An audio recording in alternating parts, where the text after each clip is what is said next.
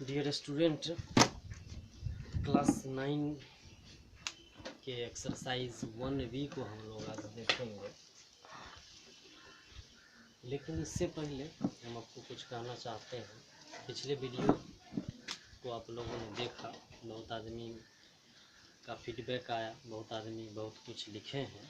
तो उम्मीद करते हैं कि प्रत्येक आदमी ज़रूर कुछ न कुछ लिखें, कुछ न कुछ बताएं कि वीडियो कैसा है, क्या आपको समझ में आया या नहीं आया, क्या हम स्पष्ट नज़र नहीं आ रहा है, या फिर किसी भी तरह का दिक्कत होने पर आप उनको ज़रूर बताएं। और उम्मीद करते हैं कि आप ज़रूर बताएं और ज़रूर लिखें। तो चलिए शुरू करते हैं। एक्सरसाइज 1B, सबसे पहला सवाल। लेकिन उस सवाल को पढ़ने से पहले हम परिमेय संख्या और अपरिमेय संख्या को समझते हैं। तो परिमेय संख्या पिछले क्लास में हम आपको समझाए थे, लेकिन एक बार और रिपीट करते हैं कि परिमेय और अपरिमेय संख्या क्या है।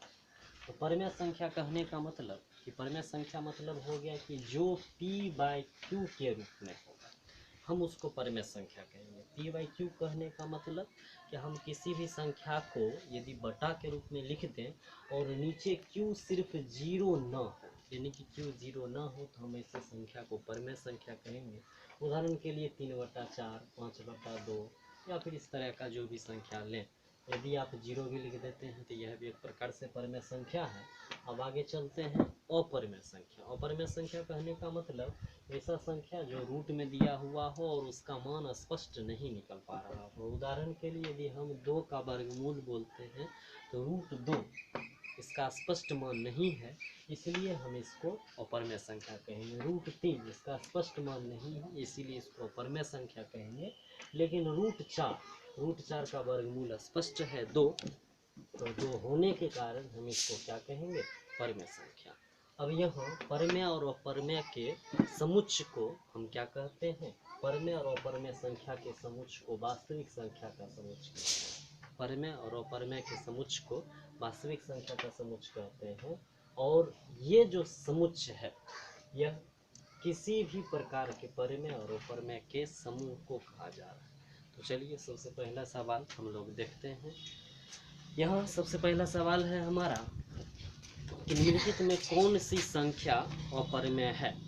निम्नलिखित में कौन सी संख्या अपरिमेय है? 1 का A नंबर कहता है कि √36/64, √36/64 हम इसका कैलकुलेशन करेंगे। कैलकुलेशन करने पर 36 का वर्गमूल देखिए आप निकालते हैं 6, और 64 का वर्गमूल आप निकालते हैं 8। आप इसको काट सकते हैं 3, 4, ये हो गया 3/4, और 3/4 एक प्रकार से कैसा संख्या है? 3/4 एक प्रकार से परिमेय संख्या है, इसलिए हम इसको क्या लिखेंगे? परिमेय संख्या। लेकिन मेरा सवाल है यहाँ यह अपरिमेय संख्या कौन कौन सा है? अब B नंबर सवाल देखते हैं। B कहता है √3, चूँकि 3 का वर्गमूल हम निकाल नहीं सकते हैं, इसलिए √3 जो है एक क्या है? अपरिमेय संख्या है। उम्मीद करते हैं कि आप शेष 2 सवाल को बना पाएंगे। ट्राई कीजिए। 9/√49 -9/√49 है, तो -9/49 का वर्गमूल 7, तो -9/7 यह एक परिमेय संख्या होगा। अगला 9/81, यह भी परिमेय संख्या होगा, क्योंकि 9 का वर्गमूल और 81 का वर्गमूल निकल जा रहा है। अब आगे 2 नंबर सवाल देखते हैं। 2 का 1 कहता है कि 3x - 9 = 2, तो 3x - 9 = 2। इसमें हमको जोड़ा लगाना है। आप किताब निकाल लें, एक्सरसाइज 1B है, पेज नंबर 16 पर। हो सकता है कि आपकी किताब में क्वेश्चन आगे पीछे हो, लेकिन इससे कोई दिक्कत नहीं है। आप एक्सरसाइज 1B निकाल लें, वहाँ आपका प्रश्न संख्या 2 का 1 हम देखते हैं। 2 का 1 है, कहता है कि 3x - 9 = 2, 3x - 9 = 2। इधर कुछ लिखा हुआ है मिलान करने के लिए, हम शॉर्ट में लिख दें। सबसे पहला प्राकृत संख्या है, और दूसरा है पूर्णांक संख्या, और तीसरा है परिमेय, और चौथा है अपरिमेय। तो चलिए ट्राई करते हैं कि यह किस संख्या के समूह में आएगा। 3x - 9 = 2, हम इसको हल करते हैं। इसको हल करने पर यह हो जाएगा 3x = 2 + 9, और लिखेंगे 3x बराबर 9 2 11, x बराबर 11 गुना 3, इधर आके भाग 3, और आप 11/3 किस रूप में देख रहे हैं? 11/3 आपका परमेय संख्या के रूप में है, इसलिए आप 1 का किस में मिलाएंगे? c में, यानी कि यह कौन संख्या? परिमेय संख्या। इसी तरह दूसरा सवाल देखते हैं, कहता है x² - 1 बराबर 1, x² बराबर 1 - 1 इधर आके प्लस 1, तो x बराबर इधर स्क्वायर है, इधर आके रूट, और 2 का वर्गमूल आप निकाल नहीं सकते हैं, इसलिए √2 क्या है? कौन सी संख्या है? अपरमेय संख्या, इसलिए 2 का आप किससे मिलाएंगे? अपरमेय से। इसी तरह तीसरा, अब देखिए √2x बराबर √8, √2x बराबर √8, तो x बराबर हो जाएगा √8/√2, ये हो जाएगा √8/2, 2 से काटेंगे 2 चौक 8, √4 का वर्गमूल कितना? 2। 2 कौन सी संख्या? अब देखिए इसी दोनों मिलन है, 2 देखिए पूर्णांक भी है और 2 प्राकृत भी है, तब यहाँ हमको पूर्णांक भी दे सकते हैं, प्राकृत भी दे सकते हैं, लेकिन मैच करना है तो हम जो लास्ट में 4 नंबर जो बनेगा वह कहीं पूर्णांक हो जाए, इसीलिए आप इसको प्राकृत दे, क्योंकि प्राकृत ज़्यादा परफेक्ट है, लेकिन ऐसा नहीं है कि हम इसको पूर्णांक नहीं बोल सकते, ये पूर्णांक भी है, लेकिन हम इसको प्राकृत दें, क्योंकि अगला जो सवाल है हमारा x जोड़ 95 बराबर 59, x बराबर 59 जोड़ 95 घटा 95, और इसका आंसर माइनस में आता है, और माइनस जो है पूर्णांक संख्या है, इसीलिए आप इसको यहाँ देंगे तो आपका टोटल एक दूसरे से मिल जाएगा, आपका प्रत्येक मैचिंग यानी कि प्रत्येक मिलान सही होगा। अब आगे बढ़ते हैं, 3 नंबर सवाल, 3 का 1 नंबर, इसमें कुछ सवाल है, हमको उसको एक शब्द या फिर एक लाइन में जवाब देना है। सबसे पहला समझते हैं, कहता है कि 2 अपरमेय संख्याओं के बीच कितनी अपरमेय संख्या होती है? 2 अपरमेय संख्याओं के बीच कितनी अपरमेय संख्या? तो एकदम स्पष्ट रूप से किसी भी 2 संख्या के बीच किसी भी प्रकार के संख्या को बताने के लिए बोले तो वह अनंत होगा, यानी कि यदि हमको परमेय और अपरमेय पर खास करके जब सवाल रहे तो वह अनंत बताता है। यहाँ कहता है कि 2 अपरमेय संख्या के बीच, यानी कि √2 और √3 के बीच कितना अपरमेय संख्या होगा? तो हमारा उत्तर होगा √2 और √3 के बीच अनंत अपरमेय संख्या लिख सकते हैं, या फिर अनगिनत कह सकते हैं, इन्फिनिटिव कह सकते हैं, या फिर और भी। अब कहते हैं 2 वास्तविक संख्याओं के बीच कितनी वास्तविक संख्या? तो जो वास्तविक संख्या के बीच भी अनंत वास्तविक संख्या, या फिर अनगिनत, या फिर इन्फिनिटिव, आप कुछ भी लिख सकते हैं। अब आगे कहता है कि 2 वास्तविक संख्याओं के बीच कितनी अपरिमेय संख्या? 2 वास्तविक संख्या, देखिए परिमेय संख्या और अपरिमेय संख्या के समुच्चय को वास्तविक संख्या कहते हैं, इसलिए कहता है कि 2 वास्तविक संख्या के बीच कितनी अपरिमेय संख्या? तो 2 वास्तविक संख्या के बीच अनंत अपरिमेय संख्या लिख सकते हैं। अगला प्रश्न है कि परिमेय संख्या के समुच्चय और अपरिमेय संख्या के समुच्चय में कितनी संख्या उभयनिष्ठ है? यह सवाल इंपॉर्टेंट है। डी नंबर हमको कहता है कि परिमेय और अपरिमेय, परिमेय और अपरिमेय में उभयनिष्ठ संख्या, उभयनिष्ठ संख्या क्या? तब देखिए परिमेय, परिमेय आप देख रहे हैं p/q के रूप में, यानी कि 3/4, 0, -3, ये सब परिमेय हो गया, और अपरिमेय हो गया √3, √2, √5, ये सब अपरिमेय है। तो क्या आपको लग रहा है कि परिमेय और अपरिमेय में कोई ऐसा संख्या है जो दोनों में मैच कर रहा है? तो आपका जवाब होगा बिल्कुल नहीं, शून्य। कोई भी संख्या, कोई भी परिमेय संख्या अपरिमेय संख्या नहीं है, और न ही कोई अपरिमेय संख्या परिमेय संख्या है, इसलिए इसके उभयनिष्ठ अंकों की संख्या हो जाएगी कितनी? शून्य, एक भी नहीं। 3 नंबर सवाल देखते हैं, कहता है कि परिमेय संख्याओं के समुच्चय और अपरिमेय संख्या के समुच्चय को सम्मिलन को कौन सा समुच्चय कहते हैं? यानी कि परिमेय संख्या और अपरिमेय संख्या के मिलन को, यानी कि परिमेय और अपरिमेय के समुच्चय को क्या कहते हैं? पिछले क्लास में भी हम आपको समझाए कि उसको वास्तविक संख्या कहते हैं, यहाँ भी समझे कि परिमेय और अपरिमेय संख्या के समुच्चय को, दोनों को यदि मिला दें तो वह हमारा वास्तविक संख्या कहलाएगा। अब आगे बढ़ते हैं, कहता है कि क्या प्रत्येक अपरिमेय संख्या के संगत संख्या रेखा पर एक बिंदु होता है? तो क्या प्रत्येक अपरिमेय संख्या के संगत, अपरिमेय संख्या कहने का मतलब हो गया कि जितना भी आप √2, √3, √5 या फिर इस तरह का संख्या देखते हैं, क्या इसके लिए संख्या रेखा पर एक बिंदु रेखांकित है? तो हमारा जवाब होगा हाँ। प्रत्येक वास्तविक संख्या, जितना भी आप वास्तविक संख्या देखते हैं, चाहे परमेय हो या फिर किसी भी तरह का वास्तविक संख्या हो, प्रत्येक का संख्या रेखा पर एक बिंदु है, एक रेखांकित बिंदु है। अतः हमारा जवाब होगा यहाँ प्रत्येक वास्तविक संख्या को या फिर प्रत्येक अपरमेय या परमेय संख्या को भी संख्या रेखा पर दर्शा सकते हैं, उसका रेखांकन किया जा सकता है।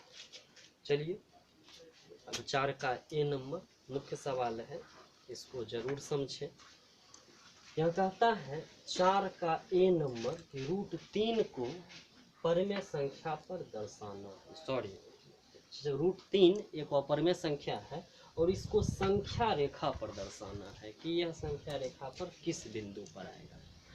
तो इसके लिए आपको प्रकाल बक्स की आवश्यकता है। प्रकाल बक्स की आवश्यकता कहने का मतलब कि आप इंस्ट्रूमेंट बॉक्स ले लें, उसमें एक डिवाइडर, कटर, इरेजर और एक पेंसिल, इतना ज़रूर होना चाहिए। उसके बाद आप शेष नहीं भी हो तो काम चलेगा। सबसे पहला काम आप क्या करेंगे, सबसे पहले आप बीचों बीच एक स्थान, एक बिंदु रेखांकित कर देंगे, इसको 0 मानेंगे और एक निश्चित दूरी पर, निश्चित दूरी आप अपने मन से कुछ भी मान लेते हैं 1। यदि आप यहाँ 1 माने हैं तो बिल्कुल इसी दूरी के अनुसार इधर भी आप -1 माने, इधर +1 इधर -1। अब यहाँ आप एक 90 डिग्री का कोण बनाएं। 90 डिग्री का कोण कहने का मतलब कि आप यहाँ 90 डिग्री चांद की सहायता से बना ले, बिल्कुल एग्जैक्ट इस पर खड़ा होगा और जितना यहाँ मापे हैं, जितना यहाँ मापे हैं उतना ही यहाँ माप करके काटना है। यदि आप नहीं समझ रहे हैं तो एक बार और समझने का कोशिश करें। अब मान लेते हैं कि ये डिवाइडर है, डिवाइडर यहाँ से यहाँ जो काटे हैं वही यहाँ से ऊपर काटे, यहाँ से यहाँ जो काटे हैं ये माप, यही माप यहाँ से यहाँ काटना। यदि यह यहाँ से यहाँ तक 1 है तो ये भी कितना होगा 1। और यदि इसका हम विकर्ण खींच देते हैं, लाइन खींच देते हैं, इसका कर्ण खींचते हैं तो इस कर्ण का मान कितना होगा, इसको कैलकुलेट करके देखते हैं, समझ करके देखते हैं। और यह एकदम ज़रूरी सवाल है। यहाँ मान लेते हैं कि O लिखते हैं, यहाँ A लिखते हैं, यहाँ B लिखते हैं, तो OA बराबर 1 है, OB AB बराबर भी 1 है। तो ये समकोण त्रिभुज है। समकोण त्रिभुज में OB बराबर क्या होगा, कर्ण बराबर √अंडर लंब स्क्वायर जोड़ आधार square, OA square plus AB square. OA कहने का मतलब हो गया 1 स्क्वायर और AB कहने का मतलब हो गया 1 स्क्वायर। ये हो गया √1 जोड़ 1 कितना हो गया √2, यानी कि इसका मान है √2।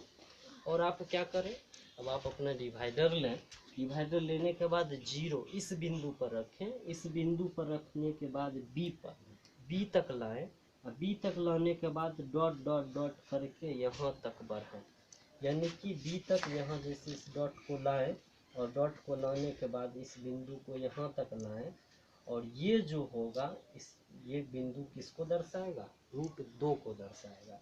आप फिर यहाँ एक लंब खींचे, लंब खींचने के बाद जो एक यहाँ आप मापे थे वही एक अब यहाँ √2 के बिंदु पर, ये वाला एक √2 के बिंदु पर रख करके इसे काट दे, ये कटेगा, ये 1 हो जाएगा। फिर से आप इस तरह का कैलकुलेशन करेंगे। यहाँ यदि आप यहाँ B माने हैं, इसको C मानते हैं, इसको D मानते हैं, यहाँ हो जाएगा इस त्रिभुज में यदि इसको ऐसे खींचते हैं तो OD बराबर √OC स्क्वायर, हम लिखते नहीं है, सीधे इसका वैल्यूएशन कर देते हैं, √2 का स्क्वायर जोड़ 1 का स्क्वायर, ये हो जाएगा √2 का स्क्वायर 2 प्लस 1 का स्क्वायर 1। अब यहाँ √2 + 1 √3, यानी कि ये जो आप लाइन देख रहे हैं यहाँ से लेकर के यहाँ तक, यह किसको दर्शा रहा है, √3 को दर्शा रहा है। अब √3 को दर्शा रहा है तो यहाँ रखेंगे और इसको ऐसे घुमा करके लाएंगे, ये हो जाएगा √3 और √3 यहाँ लिखने पर हमको प्रश्न ही था कि √3 को दर्शाएं, यही संख्या हमारा 3 है। यही हमारा आंसर है।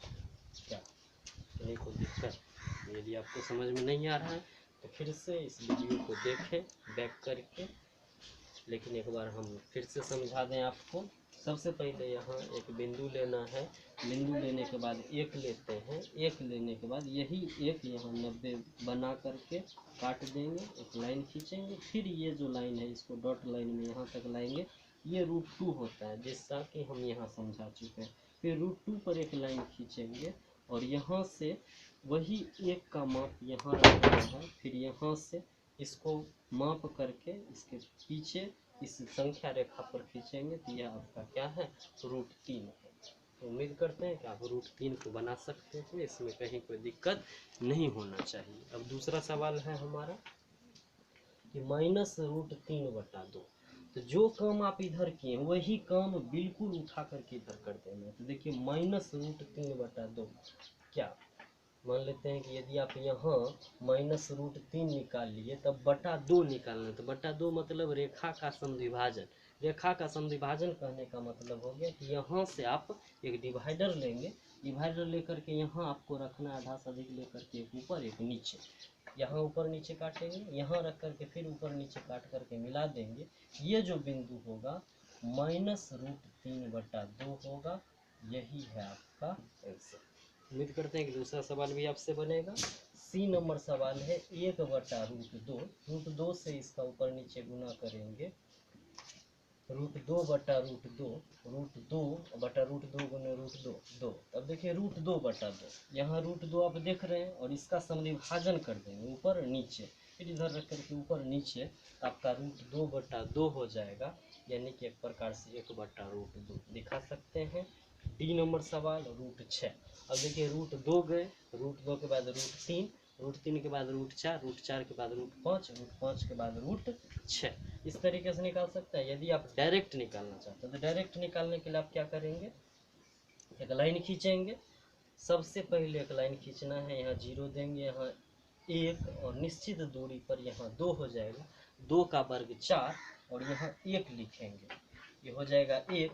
तो यहाँ से यहाँ तक 2, गौर करें, यहाँ से यहाँ तक 2 और 2 से यहाँ ऊपर 1 गया तो 2 का स्क्वायर यहाँ हो जाएगा, 2 दूना 4, ये हो जाएगा √2 स्क्वायर जोड़ 1 स्क्वायर, यानी कि √2 दूना 4 1 5, यह √5 हो गया। इसको फिर से यहाँ लाएंगे, यहाँ √5 हो गया। फिर एक लंब खींचेंगे, यहाँ लाना है, यहाँ लाने के बाद फिर आप एक लाइन खींचेंगे, लाइन खींचने के बाद अब देखिए √5 और 1 5 1 6, ये आपका √6 हो जाएगा। आशा करते हैं कि आप इसको समझे होंगे बेहतर तरीके से।